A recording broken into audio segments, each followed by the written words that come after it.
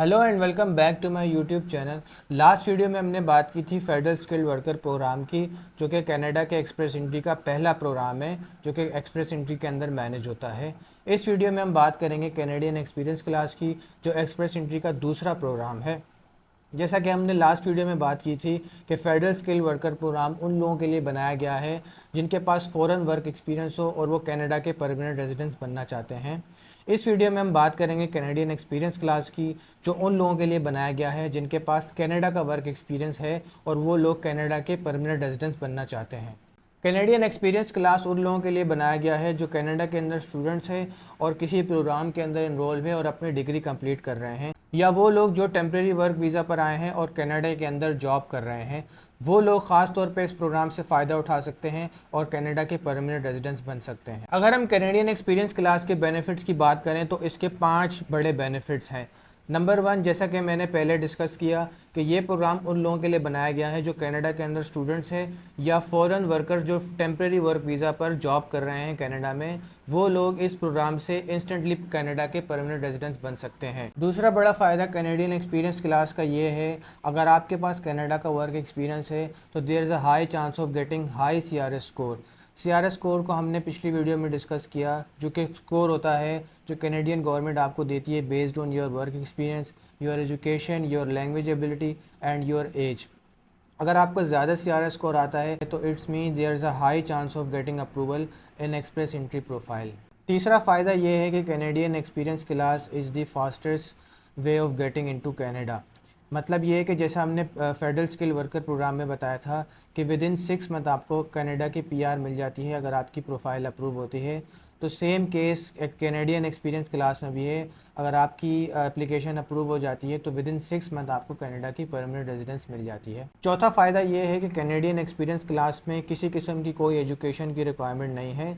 ताहम अगर आपकी कोई एजुकेशन है, आपने कनाडा के अंदर हासिल की हो ड्यूरिंग स्टे जब आप जॉब कर रहे हो, या आपकी फ़ॉरेन कोई एक क्वालिफ़िकेशन है जो आपने अपने होम कंट्री में हासिल की है, तो वो एजुकेशन आप अपनी प्रोफाइल के वक्त शो कर सकते हैं, जो आपका चांस इंक्रीज़ कर देगी CRS का और आपके PR के चांसेस बढ़ जाएंगे। लास्ट बट नॉट लीस्ट, पांचवा बड़ा फ़ायदा ये है कि there is no need to demonstrate funds to IRCC।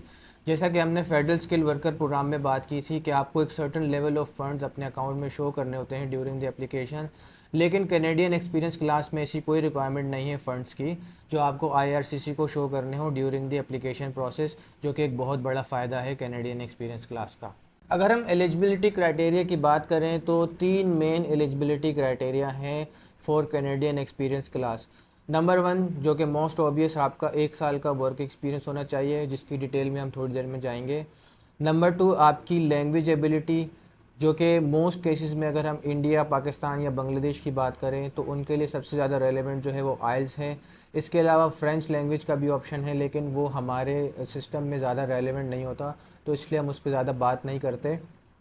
तीसरी रिक्वायरमेंट ये है कि आपको जो उनका कनाडा का प्रोविंस है क्यूबेक, उससे बाहर जॉब करनी होगी और उससे बाहर भी रहना भी होगा आफ्टर जब आपकी PR हो जाए कनाडा के अंदर। उसकी वजह यह है कि जो उनका कनाडा का जो प्रोविंस है क्यूबेक, उनका एक अपना जो है वो इमिग्रेशन प्रोग्राम है। अगर आपको क्यूबेक के अंदर रहना है तो आपको उस प्रोग्राम के लिए अप्लाई करना होगा, जिस पे हम डिटेल में बात करेंगे किसी और वीडियो में। तो अगर हम पहले एलिजिबिलिटी क्राइटेरिया की बात करें, जो ऑब्वियसली आपका 1 ईयर का प्रोफेशनल वर्क एक्सपीरियंस है, और ये वर्क एक्सपीरियंस आपका कंटिन्यूस होना चाहिए जो आपने लास्ट 3 ईयर्स में हासिल किया हो, और आपका ये 1 ईयर का वर्क एक्सपीरियंस जो है वो 1560 प्रोफेशनल वर्क आवर्स के बराबर होना चाहिए। जैसा कि हमने पिछली वीडियो में बात की थी कि आपका वर्क एक्सपीरियंस कनाडा के NOC यानी कि नेशनल ऑक्यूपेशनल क्लासिफिकेशन के तहत होना चाहिए। तो इस केस में भी ऐसा ही है, आपका ये वर्क एक्सपीरियंस जो है वो कनाडा के नेशनल ऑक्यूपेशनल क्लासिफिकेशन के तहत होना चाहिए। NOC या नेशनल ऑक्यूपेशनल क्लासिफिकेशन पर हम डिटेल में पिछली वीडियो में बात कर चुके हैं। अगर आपने वो वीडियो नहीं देखी तो उसका लिंक आपको डिस्क्रिप्शन में मिल जाएगा। सेकंड पॉइंट ये है कि आपने ये वर्क एक्सपीरियंस कनाडा के अंदर ही हासिल किया हो, जब आप स्टूडेंट वीज़ा पर थे या आप टेम्प्रेरी वर्क वीज़ा पर थे और कनाडा में स्टे किया हो, तो तभी आपने ये वर्क एक्सपीरियंस गेन किया हो। अगर आपने रिमोट वर्क किया है या वर्क फ्रॉम होम किया है तो ये ज़रूरी है कि आप उस वक्त कनाडा के अंदर प्रेजेंट हो और आपने किसी कैनेडियन एम्प्लॉयर के लिए ही काम किया हो। नेक्स्ट पॉइंट ये है कि आपकी जॉब डिस्क्रिप्शन जो है वो नेशनल ऑक्यूपेशनल क्लासिफिकेशन की जॉब डिस्क्रिप्शन से मैच होनी चाहिए। मतलब ये है कि जब आप जॉब कर रहे थे तो आपकी जॉब डिस्क्रिप्शन वही होनी चाहिए जो नेशनल ऑक्यूपेशनल क्लासिफिकेशन की जॉब डिस्क्रिप्शन में मेंशन है, उसके अलावा कोई और जॉब डिस्क्रिप्शन नहीं होनी चाहिए और ये बहुत ज़रूरी है। नेक्स्ट पॉइंट ये है कि आपने जो जॉब की है वो पेड वर्क होना चाहिए, मीनिंग दैट कि अगर आपने स्टूडेंट वीज़ा पर कोई इंटर्नशिप की है, कोई वॉलंटियर वर्क किया है या इसके अलावा कोई और सेल्फ एम्प्लॉयमेंट पर जॉब की है तो वो काउंट नहीं होगी। आपकी जॉब जो है वो पेड होनी चाहिए और उसको आपको पैसे मिले होने चाहिए उस जॉब के। सेकंड एलिजिबिलिटी क्राइटेरिया की अगर हम बात करें तो वो लैंग्वेज एबिलिटी है, जिस पर हम लास्ट वीडियो में भी डिटेल में बात कर चुके हैं, जो कि मोस्ट कॉमनली आइल्स होती है हमारे इंडियन, पाकिस्तानी और बांग्लादेशी कैंडिडेट्स के लिए। और इसमें फ्रेंच लैंग्वेज का भी ऑप्शन होता है जिसको हमारे रीजन के लोग ज़्यादातर परसू नहीं करते हैं। लैंग्वेज स्किल पर हमने डिटेल में लास्ट वीडियो में बात की, अगर आपने वो वीडियो नहीं देखी तो उसका लिंक आपको डिस्क्रिप्शन में मिल जाएगा। थर्ड एलिजिबिलिटी क्राइटेरिया ये है कि आपको ये कंसर्न करना पड़ेगा कि आप क्यूबेक, जो कि कनाडा का प्रोविंस है, उसके बाहर रहेंगे, यानी कि उसके बाहर कनाडा में कहीं रहेंगे और बाहर जॉब करेंगे और उस प्रोविंस के अंदर आप ना तो रह सकते हैं और ना जॉब कर सकते हैं अगर आप कैनेडियन एक्सपीरियंस क्लास के ज़रिए अप्लाई कर रहे हैं।